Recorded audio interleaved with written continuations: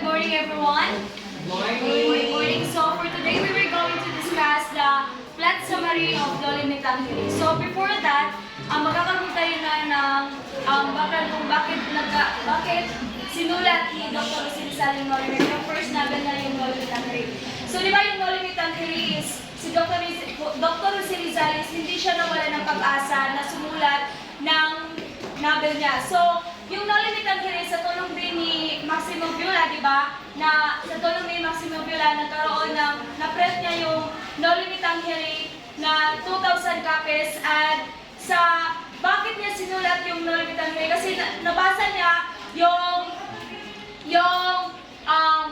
novel na pinamagatang Uncle Tom's Cabin. Yun yung naging inspiration niya yung pagsulat ng Dolomitang Hilly. Kasi meron daw pagkapari-pariha yung sitwasyon sa Pilipinas at yung pangyari sa Uncle Tom's Cabin, yung mga pangyari, yung pagkahugog daw. Kasi yung Black American is ginawang alipin ng mga white people. So di ba yung transitions ng Dolomitang Hilly is touch me not. Yan. So, yan. So, naay mga characters ng Dolomitang Hilly. So, first, we have Crisostomo Ibarra. So, di ba alam naman natin na si Crisostomo Ibarra is siya yung main character ng Dolomitang Hilly. And he is a Filipino na studied in Europe for 7 years. And siya yung anak ni Don Rafael Ibarra and Maria Clara Sweetheart. And next, we have Elias. So, si Elias, siya yung kaibigan o mysterious friend ni Ibarra. And he is a master boater who helps Ibarra escape.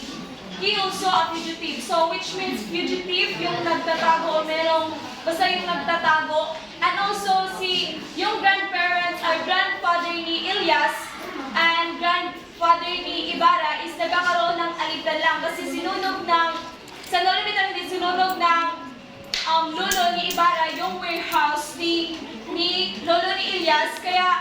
Pero si Elias walang plano na mag-revenge sa lolo ni Ibarra. So, maraming nagawa ni Elias kay Ibarra.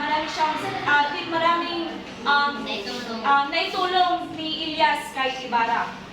So, si Maria Clara, she is Ibarra's sweetheart and the beautiful daughter of Capitan Tiago. But she is a illegitimate daughter of Padre Damaso and Tia Alba. Father Damaso, his full name as Damaso Verdulagas, the Franciscan friars and Maria Clara's biological father. And Don Filipo, he is a close relative of Ibarra and a filibuster. Next, si Linares, siya yung magiging ni fiancé ni Maria Clara, and he is a nephew of Don Tiburcio de Espadana. And next, we have Capitan General, no specific name. He is the most powerful official in the Philippines, a hater of secularists and corrupt officials and a friend of Ibarra. Next, we have Capitan Pablo. He is a rebel leader whose family is destroyed because of the Spaniard. Tarsilo and Bruno, they are brothers whose father is killed by the Spaniard. Sisa, Basilio, Crispin, Basisa, the mother of Basilio and Crispin. She became insane after losing her sons na si Crispin. Basilio, the elder son of Sisa. Crispin, the younger son of Sisa, who dies after getting the punishment from the soldiers. He receives false accusations of stealing an amount of money. Padre Sebelo, his full name is Hernando de la Cebela, Filipino friar, and is described as short and clear-skinned. Capitan Tiago, he is known in his full name as Don Santiago de los Santos, the known father of Maria Clara, but not the real one. Padre Salvi is known in his full name as Bernardo Salvi. He is in love with Maria Clara. Secret lang. Filosopo Tasio, he is known as Don Anatasio, an older man that Ibarra seeks advice from the town, thinks him mad, but actually he is quite wise. Dalferis, he is the chief of the Guardia Civil and mortal enemy of the priest for the power in San Diego. Don Tiburcio, he is the Spanish husband of Doña Victorian, who lives submissions to his his wife, he also pretend to be a doctor. Doña Victorina, she is known as Victorina de los Reyes de Espadaña. She is the woman who passes herself off as a peninsular. Doña Consolacion, she is the wife of the Alferez. She is another woman who passes herself as a peninsular and best remembered for her abusive treatment of Risa. Next, the last one, we have Pedro. He is the abusive husband of Sisa who loves cockfighting. So next, dito naman tayo sa summary kung ano yung mga nangyayari summary lang or buod ng Noli Me Tangere. Okay. Juan Crisostomo Ibarra is a mestizo and mixed race hero of a well-to-do clan. And he is the sweetheart, again, of Maria Clara, na unika iha ni wealthy Don Santiago de los Santos, known to be Kapitan Tiago. Ibarra endures for some. So, si Ibarra, meron talaga siyang dahilan kung bakit bumalik. Kasi yung educations, kasi daw, yung paniniwala niyang educations ay isa sa mga parang way na para magiging sa mga poverty sa kanilang lugar, sa hometown niya. And also, he returns home from Europe to search for his affluent father, Don Rafael. The old Ibarra died in prison after accidentally killing a Spanish tax collector and has been falsely accused of her delinquencies by Padre Damaso, a long-time parish curate of San Diego, Juan Crisostomo Ibarra hometown. So, di ba, nakusahan yung papa niya na hindi naman sinasadya. So, doon lang namatay sa loob ng kulungan. So, okay. As the young Ibarra arrives home, Kapitan Tiago, his friend, hosts a dinner party that has been attended by prominent people from the society, which include Padre Damaso. At first, the young Ibarra thought that Padre Damaso and his father are friends, yet the former is surprised because the latter humiliates him. As a response, Juan Crisostomo Ibarra holds back from being disrespectful and the prior leaves the party. So nung pumunta na si Ibarra sa bahay ni Kapitan Tiago, kasi nag-host din sa Kapitan Tiago. So maraming mga tao ang dumalo doon, isa na si Padre Damaso. So ang inakala ni Padre Damaso, inakala ni Ibarra na magkaibigan yung papa niya na si Don Rafael at si Padre Damaso. So okay lang na meron pa siyang notable lines ni Padre Damaso sa kanyang kay Ibarra na bakit daw siya nag-aral pa o bakit siya nag-aksaya pa ng oras o panahon nag-aral sa Europe, pwede naman dito sa Philippines. So yun, meron siyang mga ganyan na mga notable lines. So, hindi na si Ibarra, umalis na lang siya. So, nung umalis na si Ibarra, pumunta siya sa bahay ni Maria Clara. So, binisita ng ang kanyang sweetheart na si Maria Clara, and then kinumusta, ganyan.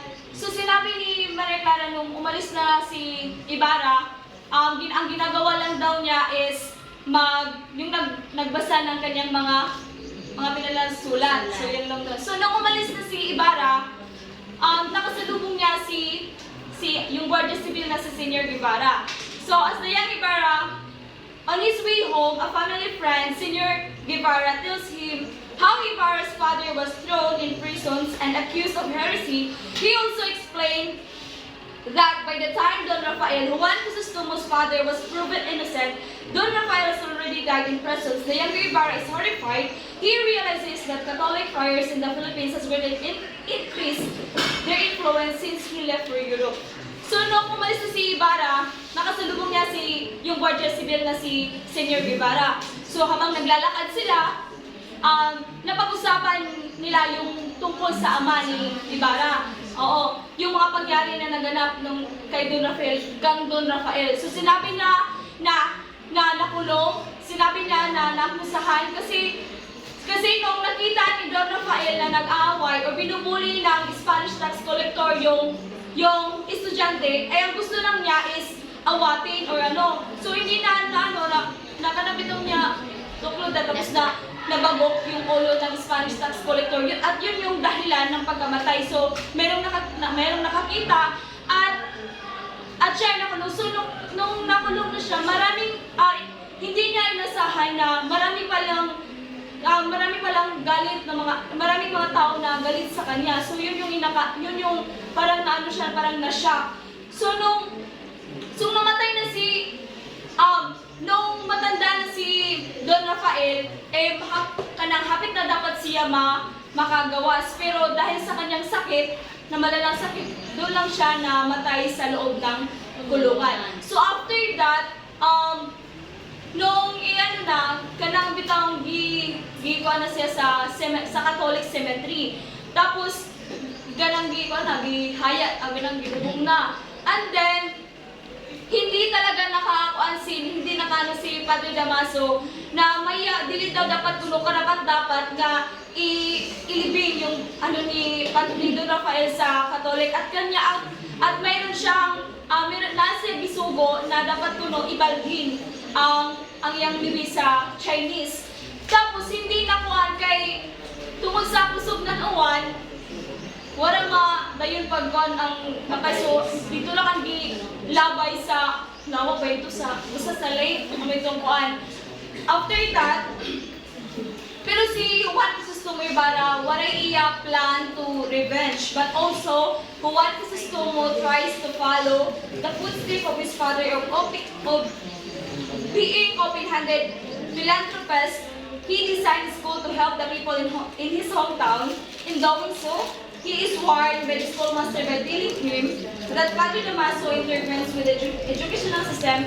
Knowing about this, Ibarra tells his idea to the town officials, the religious leaders, and appears that he wants to work with them for this official agree with putting school.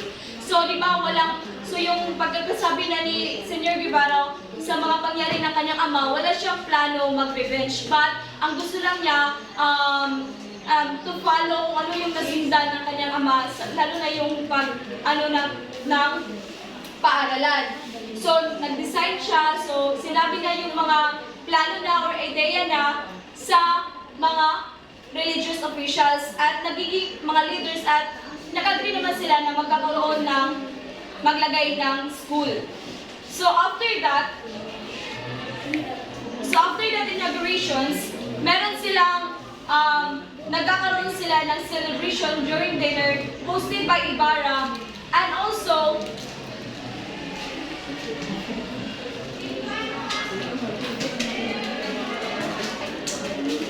during that inaugurations, Crisostomo Ibarra decided to celebrate a new school. The church official planned to bless the school building, despite the fact that it's not yet complete during San Diego's Festivus.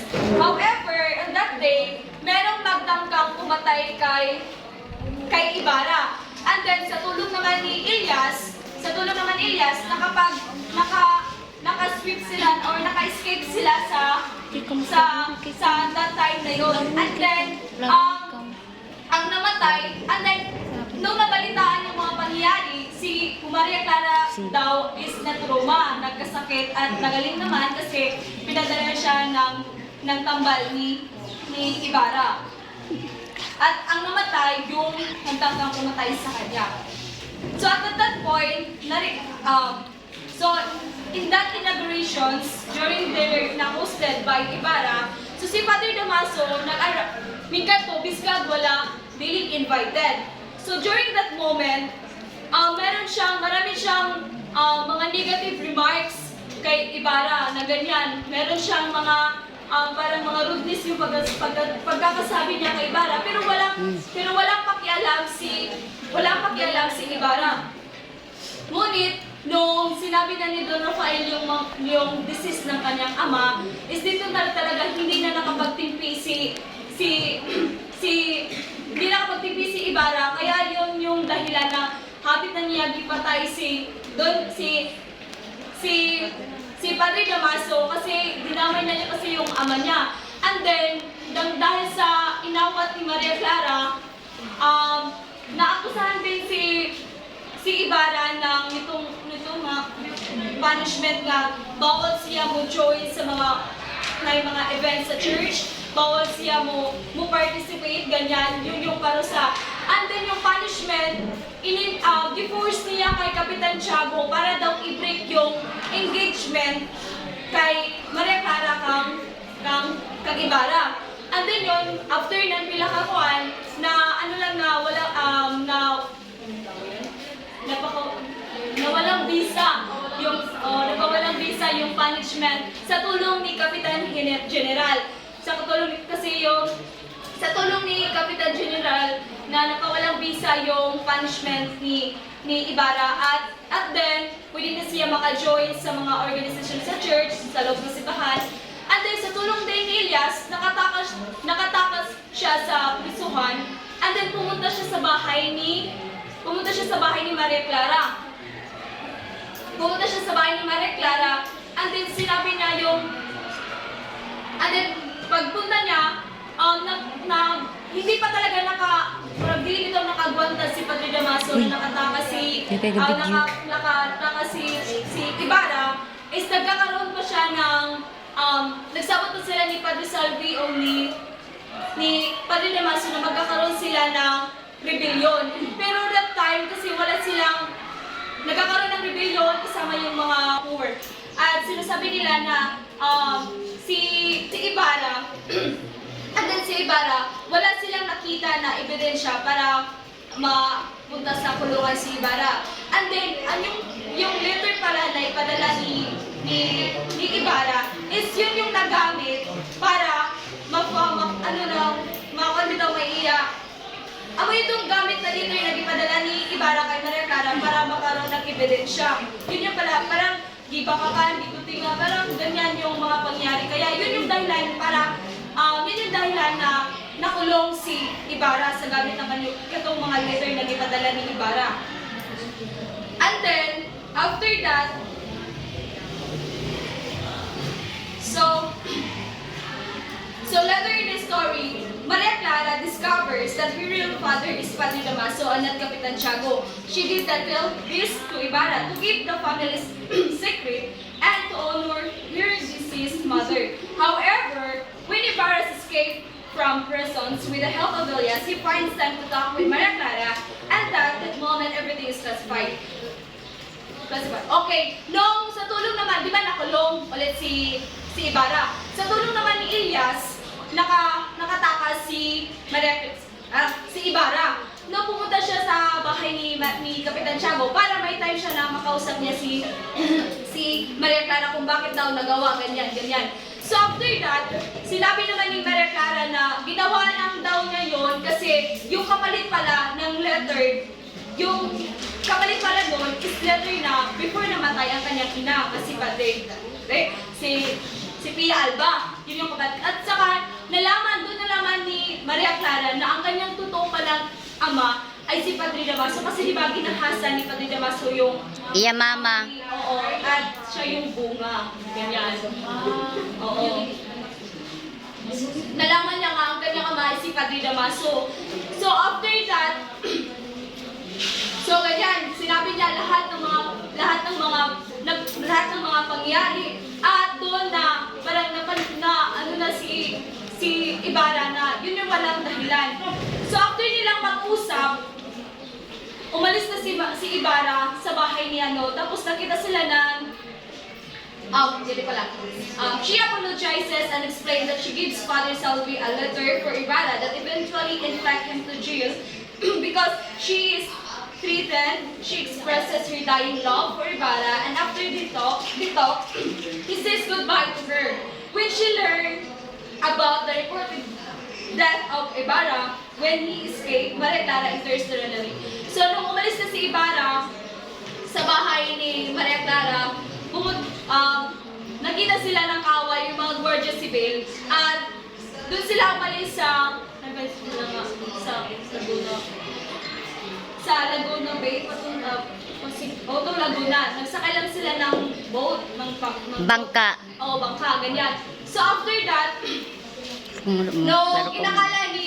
inakala ni, kasi may nabaril, may nakusil ba? So inakala ng mga Guardia Civil, si Ibarra ang naigo, yung nakuha sa kuan. So si kuan pa ito, si Elias ang nakuha. So inakala nila na si Ibarra. So nag-conclude na ang mga Guardia Civil nga ang namatay daw si Ibarra. So ito si Maria Clara nagkuan-kuan na, nagluksa-luksa ganyan, gusto daw niya magmadri, kay, kailangan niya pa nga Kadang gusto na ko niya mag-Madrid kay kung di niya sugton mag-suicide siya amoy kay wala basic ko pero ang napusil pala ay si Elias. So nung pagising na ni Elias, Pasko daw yan to, Christmas Eve. Nung pagising niya, doon na pala sa bahay ni Basilio.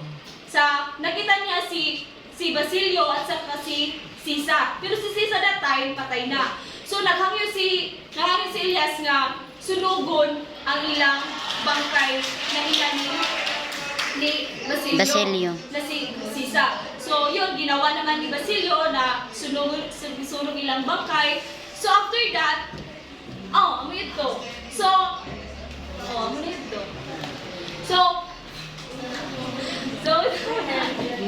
amoy ito. So, yun, dito lang nag-end. Tapos, pagbalik na sa kwarto, pagbalik ni Ibarra, dili na si Ibarra ng katauhan, iba ng kwan si Ibarra, dili na si Koan, si Simon, sa elderly, o si Simona. So, purito, tama na sa summary. So,